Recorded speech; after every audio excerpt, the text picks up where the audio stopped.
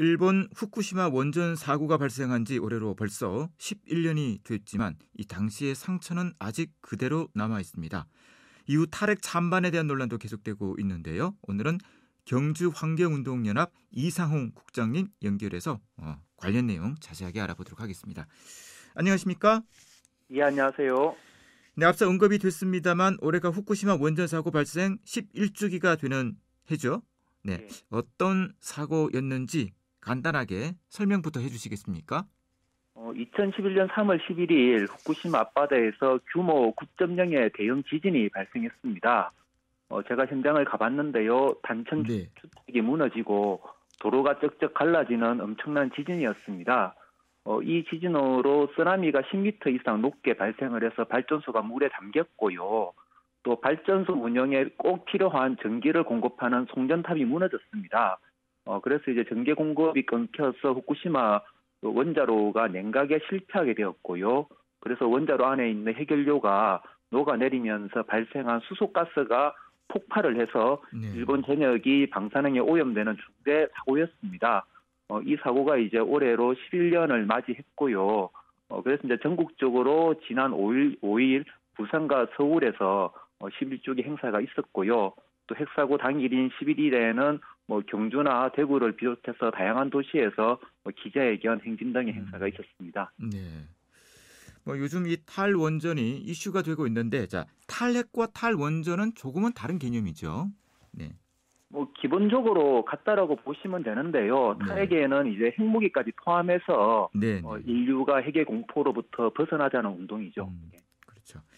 자, 이 탈원전 하면 원전을 전부 없애는 것으로 아시는 분들이 많은데요. 자, 탈원전은 정확하게 어떤 정책을 말하는 거죠? 말씀하신 것처럼 탈원전은 이제 원전을 없애겠다라는 것인데요. 근데 구체적인 정책은 국가마다 다양하게 나타나고 있습니다.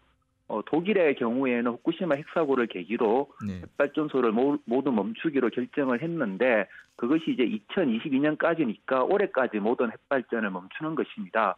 그렇게 보면은 독일은 탈핵에 한 10년이 걸리는 것이죠.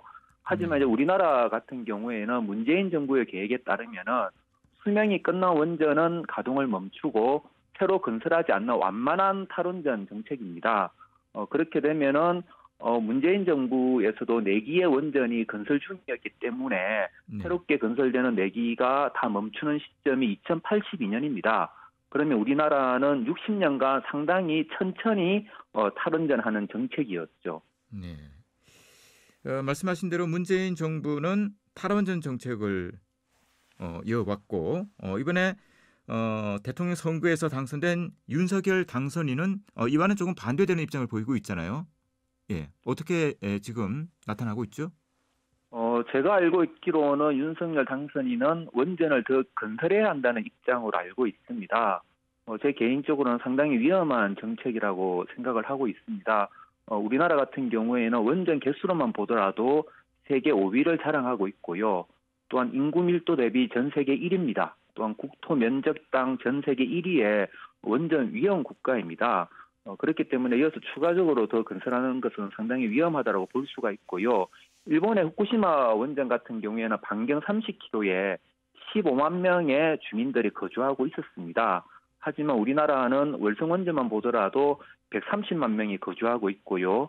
부산의 고리 원전은 반경 30km에 300만 명이 거주하고 있습니다. 그렇기 때문에 무리하게 원전을 계속 건설하기보다는 윤석열 당선인이 그 문재인 정부의 탈원전 정책을 개선해서 천천히 좀 원전을 줄여가는 게 맞을 것 같습니다. 네. 저 앞서 말씀하신 내용 가운데 건설 중인 원전은 계속 하자는 게 그 앞선 정부의 대응이었습니까? 그렇죠. 문재인 정부의 계획이 수명이 끝난 것은 멈추고 가동 중인 것은 수명이 끝날 때까지 가동한다라고 했기 때문에 지금 건설 중인 원전이 한 2025년경에 가동을 시작하더라도 수명이 60년이니까 한 2082년까지는 가동을 하는 것이죠. 상당히 완만한 탈원전 정책이었습니다. 지난 대선 토론에서 이 EU 텍소노미가 이제 텍소노미죠. 언급이 되면서 이슈가 되기도 했었는데 간단한 설명을 좀 해주시죠. 텍소노미는 우리말로 번역하면은 분류하다, 뭐 분류 체계를 말하고 있습니다. 그래서 이제 EU 텍소노미라 하면은 유럽에서 뭔가를 분류했다라는 말인데요. 네. 정확하게 말씀을 드리면 유럽에서 녹색 에너지를 별도로 분류를 했습니다. 유럽에서 녹색 에너지를 별도로 분류한 이유는 에너지를 생산하기 위해서는 발전소를 건설해야 되잖아요. 근데 이 발전소를 건설하는 데는 엄청난 자금이 투여됩니다. 그래서 이제 발전 사업자가 오로지 자기 자본으로 발전소를 건설하기는 어렵고요. 네. 정부나 은행으로부터 금융 지원을 받아야지 발전소 건설이 가능합니다. 근데 이제 최근에 이제 기후 위기 문제도 있고 또 탄소 배출을 줄이자라는 전 세계적인 목소리가 있지 않습니까? 그래서 이제 유럽에서는 녹색 에너지를 별도로 분류를 해서 이 녹색 에너지로 분류되는 에너지 설비에는 금융 지원을 많이 하고 그렇지 않은 발전 설비에는 금융 지원을 중단하기 위해서 네. EU 텍소노미라는 새로운 분류 체계를 만든 것입니다. 네. 현재 우리나라는 원전을 녹색 분류 체계에서 제외하고 있습니까? 어떻습니까? 우리나라는 그 재작년에 그 K 텍소노미라고 EU와는 별도로 네. 텍소노미를 만들어서 원전을 녹색 에너지에서 제외시켰습니다. 저는 이 부분을 당연한 결정이라고 보고 있는데요. 근데 일각에서는 유럽은 원전을 녹색 에너지에 포함을 하는데 우리나라는 왜 제외하냐고 되게 비판을 하고 계시는 분들이 있더라고요. 먼저 에너지 정책을 각 나라마다 좀 다르게 수립할 수 있는 것이고요.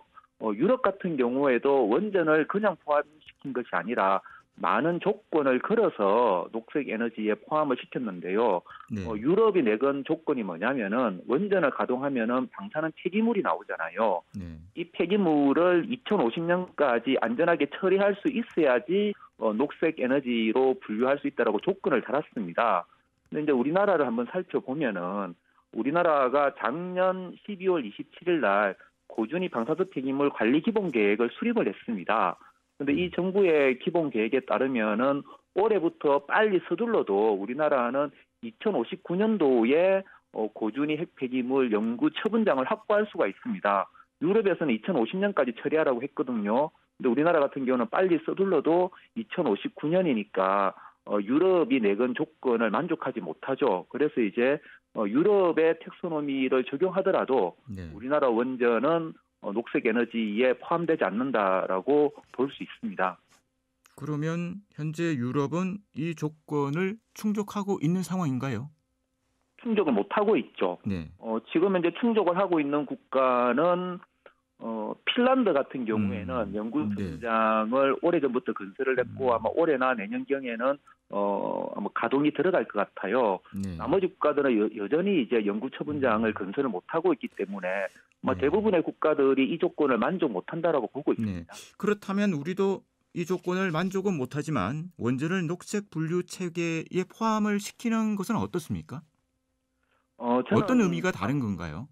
포함이 되느냐 안 되느냐. 이제 이게 정치적인 메시지가 많이 달라지겠죠. 원전을 네. 바라보는 그런 거 외에는 실질적인 건 없다라고 봐지고요. 네. 앞서 이제 우리나라 같은 경우에는 인구 밀도 대비 전 세계 원전이 가장 많은 국가이고 또 국토 면적 대비로 봤어도 원전이 가장 많은 국가입니다.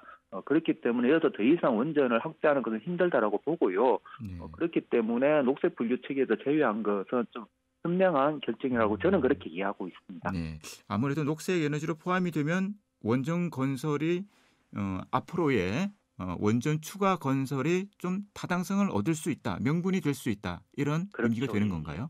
예. 네, 알겠습니다. 자, 관련해서 앞으로는 어떤 활동을 계획하고 있습니까? 제가 경주에서 활동을 하고 있잖아요. 그 경주에는 월성 원전이 있는데 인근 주민들이 좀 방사능 피폭 등의 문제로 9년째 이주를 요구하면서 천막 농성을 하고 있습니다. 그런데 이분들의 이주를 지원하는 것들이 저희들의 주요한 역할 중에 하나인 것이고요. 또 이제 월성 원전이 설비가 전반적으로 이렇게 노후화되다 보니까 곳곳에서 이렇게 방사능 누출이 좀 있습니다. 그래서 이제 여기 조사가 지금 벌어지고 있는데 이 조사가 올해 안에 잘 마무리되도록 하는 것도 저희들의 과제이고요. 또 이제 윤석열 대통령이 취임을 하면은 아마 울진의 신한울 원전 3, 4호기 건설을 다시 시작할 우려가 있습니다. 이것에 대한 대비를 하는 것도 저희 시민단체의 몫이라고 보고 있습니다. 네. 자, 원전에 대해서는 뭐 찬성과 반대가 나뉘어질 수 있겠지만 원전에 대한 정확한 이해가 우선이 돼야 되지 않겠습니까? 자, 예. 청취자들에게 전하고 싶은 말씀이 있다면요. 간단하게 듣고 마치도록 하겠습니다. 올해가 후쿠시마 핵사고 11주기를 맞이하고 있습니다. 여전히 이제 후쿠시마에서는 방사능이 나오고 있고 사고 수습을 못하고 있습니다. 이것을 우리가 잘 좀 교훈으로 받아들였으면 좋겠고요. 원전을 이제 좀 서서히 줄여가고 태양광이나 풍력 등 좀 재생 가능 에너지를 확대하는 그러한 정책을 차기 정부에 좀 기대해 봅니다. 예, 시민들도 함께해 주십시오. 네, 말씀 여기까지 듣겠습니다. 고맙습니다. 예, 고맙습니다. 경주 환경운동연합의 이상홍 국장이었습니다. 국장이었습니다.